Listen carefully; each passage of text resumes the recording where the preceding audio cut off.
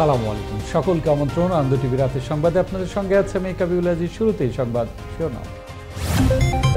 যারা রোহিঙ্গাদের ফিরিয়ে নেওয়ার বিষয়ে প্রস্তাব দিয়েছেন, যাচাই বাছাই করা হচ্ছে তাদের প্রস্তাব, জানালেন স্বরাষ্ট্রমন্ত্রী।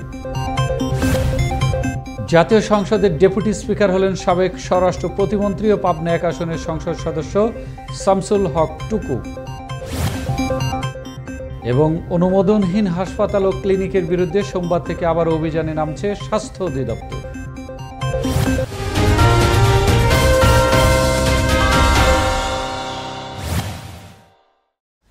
শুনছিলেন সংবাদ শিরোনাম, এবার বিস্তারিত। স্বরাষ্ট্রমন্ত্রী আসাদুজ্জামান খান কামাল বলেছেন, যারা রোহিঙ্গাদের ফিরিয়ে নেওয়ার বিষয়ে প্রস্তাব দিয়েছেন তাদের প্রস্তাব যাচাই বাছাই করা হচ্ছে। যুক্তরাষ্ট্রসহ যেসব দেশ রোহিঙ্গাদের নেওয়ার ব্যাপারে আগ্রহ দেখিয়েছেন তা খতিয়ে দেখা হচ্ছে, তবে এখনও চূড়ান্ত কোনো প্রস্তাব আসেনি। রবিবার সচিবালয়ে নিজ দপ্তরে রোহিঙ্গা সংক্রান্ত এক বৈঠক শেষে সাংবাদিকদের সঙ্গে আলাপকালে তিনি এসব কথা বলেন।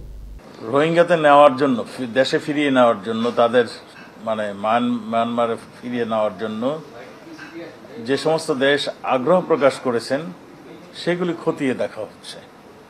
পররাষ্ট্র মন্ত্রণালয় মায়ানমারের সঙ্গে রোহিঙ্গাদের প্রত্যাবাসনের ব্যাপারে নিয়মিত যোগাযোগ করে চলছেন এবং তারা আশাবাদী তারা এটার একটা সুরাহা করতে পারবেন। এদিকে জাতিসংঘের মানবাধিকার বিষয়ক হাইকমিশনার মিশেল ব্যাচেলেটের সবশেষ প্রতিবেদনে মানবাধিকার বা অন্যান্য বিষয়ে বাংলাদেশ সম্পর্কে কোনো উদ্বেগ প্রকাশ করা হয়নি বলে জানিয়েছেন আইনমন্ত্রী আনিসুল হক। এ থেকে বোঝা যায় যে শেখ হাসিনা সরকার গণতন্ত্র এবং ন্যায়পরায়ণতার ভিত্তিতে দেশ চালাচ্ছে। রবিবার রাজধানী ইস্কাটনে বঙ্গবন্ধু দর্শন 21 শতকের প্রেক্ষাপটে প্রাসঙ্গিকতা শীর্ষক একটি সেমিনারের উদ্বোধনী অনুষ্ঠান শেষে সাংবাদিকদের সঙ্গে আলাপ করলে তিনি এসব কথা বলেন। United Nations High Commissioner for Human Rights উনি বাংলাদেশে সফর করতে এসেছিলেন এবং তিনি সব কিছু দেখে এই যে মন্তব্য সেটা করেছেন। বঙ্গবন্ধু কন্যা জননেত্রী শেখ হাসিনার সরকার গণতন্ত্র এবং ইকুইটি উপরে বিশ্বাস করেই দেশ চালাচ্ছে। জাতীয় সংসদের ডেপুটি স্পিকার হলেন সাবেক স্বরাষ্ট্র প্রতিমন্ত্রী শামসুল হক টুকু। রবিবার বিকেলে সংসদের অধিবেশনের শুরুতে পাবনা 1 আসনের সংসদ সদস্য শামসুল হক টুকু ডেপুটি স্পিকার নির্বাচিত হন। এই দিন বিকেল 5টায় একাদশ জাতীয় সংসদের 19তম এবং 2022 সালের 4র্থ অধিবেশন শুরু হয়। স্পিকার ডক্টর শিরিন শারমিন চৌধুরীর সভাপতিত্বে অধিবেশন শুরুর পর ডেপুটি স্পিকার হিসেবে সাবেক স্বরাষ্ট্র প্রতিমন্ত্রী শামসুল হক টুকুর নাম প্রস্তাব করেন জাতীয় সংসদ চিফ হুইপ নুরি আলম চৌধুরী। ঢাকা 2 আসনের সংসদ সদস্য কামরুল ইসলাম সেই প্রস্তাব সমর্থন করেন।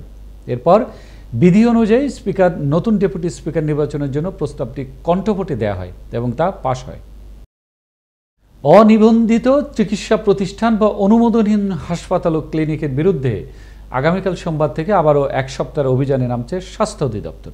রবিবার দুপুরে এক সংবাদ সম্মেলনে এসব কথা জানান স্বাস্থ্য অধিদপ্তর অতিরিক্ত মহাপরিচালক প্রশাসন অধ্যাপক ডক্টর আহমেদুল কবির। এর আগে গেল 26শে মে একই ধরনের অভিযান পরিচালনা করে স্বাস্থ্য অধিদপ্তর। গেল 2 মাসে সারা দেশে অভিযান চালিয়ে 1641টি অবৈধ হাসপাতাল, ডায়াগনস্টিক সেন্টার ও ব্লাড ব্যাংক বন্ধ করা হয়।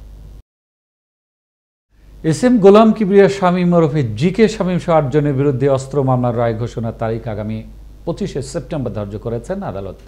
রবিবার ঢাকা 3য় অতিরিক্ত মহানগর দায়রা জজ শেখ সামিদুল ইসলাম মামলার যুক্তিতর্কের শুনানি শেষে রায়ের তারিখ ঘোষণা করে।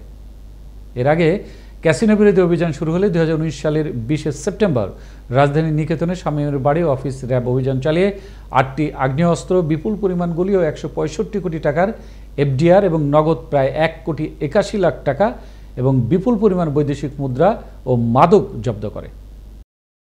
সংবাদের এই পর্যায়ে নিশ্চিত ছোট্ট একটি বিরতির পর যা থাকছে। আরও অবনতির দিকে পাকিস্তানের বন্যা পরিস্থিতি, প্রাণহানির সংখ্যা প্রায় 1000-এ এবং অল ইন্ডিয়া ফুটবল ফেডারেশন ওপর থেকে সব ধরনের নিষেধাজ্ঞা তুলে নিল ফিফা।